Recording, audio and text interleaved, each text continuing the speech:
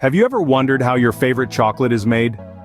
Our story begins with the humble cacao tree, the unsung hero in the creation of chocolate. These tropical trees, native to the lush rainforests of Central and South America, produce the precious cacao pods that are the foundation of all things chocolate. Delving into the annals of history, we find that the significance of cacao beans transcends time. Ancient civilizations such as the Mayans and Aztecs revered these beans, using them not only as a form of currency, but also in sacred rituals. They even concocted a bitter beverage from cacao beans, a far cry from the sweet delight we relish today.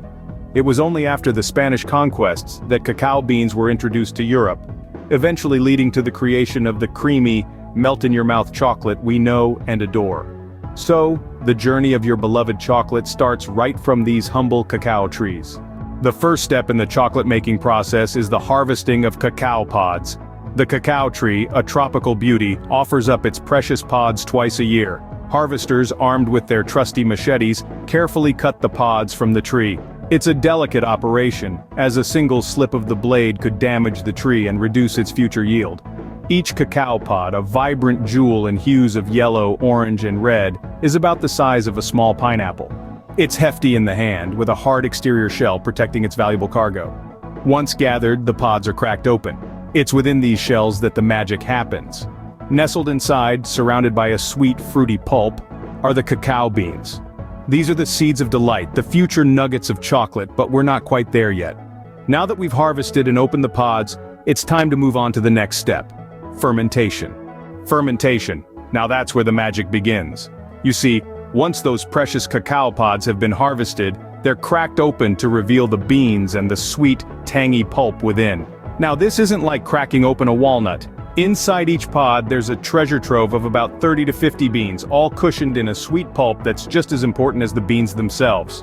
So what's next, you might ask? Well, these beans and the surrounding pulp are scooped out and placed in a container, usually a wooden box or a basket. And then, they are left alone. Yes, you heard that right. They're left to their own devices for up to 7 days. No stirring, no checking, no nothing.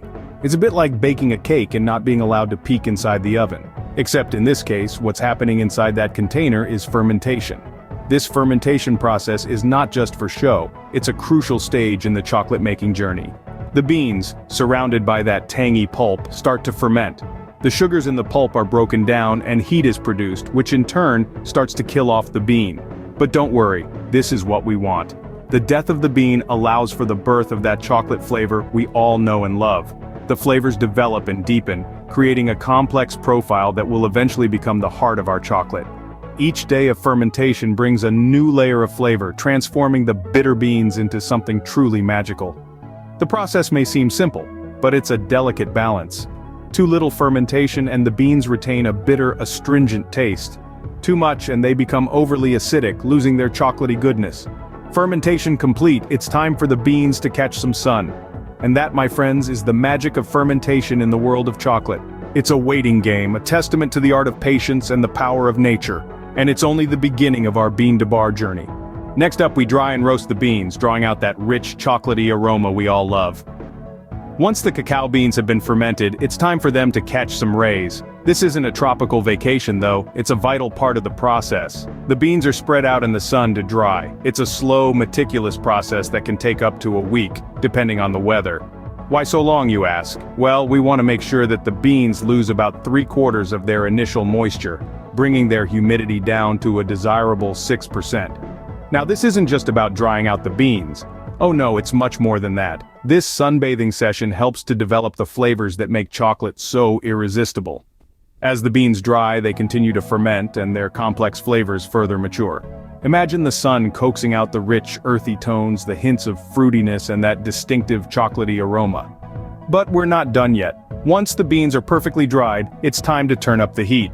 The dried beans are then roasted in a machine that's similar to a coffee roaster. The roasting process is where the magic happens. It's during this stage where the beans transform, developing that deep, rich, irresistible chocolate flavor we all adore. The beans are carefully roasted at temperatures ranging from 200 to 300 degrees Fahrenheit. This isn't a set it and forget it kind of deal. The roasting time varies depending on the type of bean and the desired flavor profile. It's a delicate dance between time and temperature, a balance that must be carefully maintained to prevent the beans from burning. Roasting not only develops the flavor, but it also makes the beans easier to crush, which will be important in the next steps of the chocolate making process. With roasting done, we're getting closer to the chocolate we know and love. Grinding and conching, two big words for a simple process that brings us closer to the final product. Let's dive in, shall we? After our cacao beans have been dried and roasted, they are ready to be ground. Imagine a large, robust machine. This grinder is not unlike the one you might use for your coffee beans, just on a much grander scale. It crushes the beans into tiny pieces, transforming them into a coarse, gritty paste. This paste, friends, is what we call chocolate liquor. Don't be fooled by the name though, it's not the kind of liquor you'd mix into a cocktail.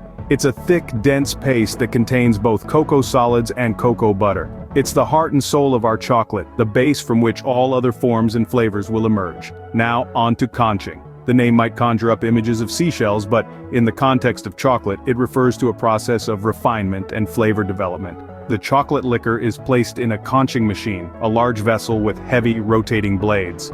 The blades knead, grind, and aerate the chocolate, breaking down any remaining coarse particles. The conching process can take anywhere from a few hours to several days, depending on the desired texture and flavor. As the chocolate is conched, the friction and aeration help to evaporate any residual moisture and acidity, developing the chocolate's final flavor profile. And here's a fun fact, the longer the conching process, the smoother and more luxurious the final product will be. So when you're enjoying that silky smooth gourmet chocolate, remember, it's likely spent quite a bit of time being lovingly conched to perfection. It's a process of patience, precision, and a passion for creating the best possible chocolate experience. Now that we've got our smooth, refined chocolate, it's time for the final touches. Tempering and molding, the final steps in our chocolate journey. Let's delve into the science and art of tempering. This process is what gives chocolate its glossy finish and satisfying snap. But what exactly is tempering, you ask? Simply put, it's a method of heating and cooling chocolate to precise temperatures to align its fat crystals. This might sound complex, but it's the magic that gives chocolate its beautiful sheen and perfect texture. First, the chocolate is gently heated until it reaches a specific temperature where all the fat crystals in the cocoa butter melt. The chocolate is then cooled down slightly to allow some of these crystals to form again. But we're not done yet. The chocolate is then gently reheated to a lower temperature, causing the remaining fat crystals to melt while keeping the formed ones intact. This careful dance of heating and cooling results in well-tempered chocolate, which has a smooth, glossy finish, melts beautifully in the mouth, and has a delightful snap when broken. But remember, tempering requires precision. Even a degree too high or low can make the difference between a silky masterpiece and a dull, grainy disappointment. Now onto the fun part, molding. Here, the tempered chocolate is poured into molds of various shapes and sizes. It could be anything from a simple bar to intricate shapes like Easter bunnies or Christmas trees. The molds are then vibrated slightly to remove any air bubbles that might be trapped in the chocolate. Once the chocolate is in the molds, it's off to the cooling tunnel. The chocolate needs to cool at just the right pace, not too fast and not too slow. This helps the chocolate shrink slightly, making it easier to pop out of the molds later. And voila! After a little time in the cooling tunnel, we're greeted with our final product, a glossy, snappy, and utterly irresistible chocolate bar. And there you have it. From cacao tree to chocolate bar, a delicious journey of transformation.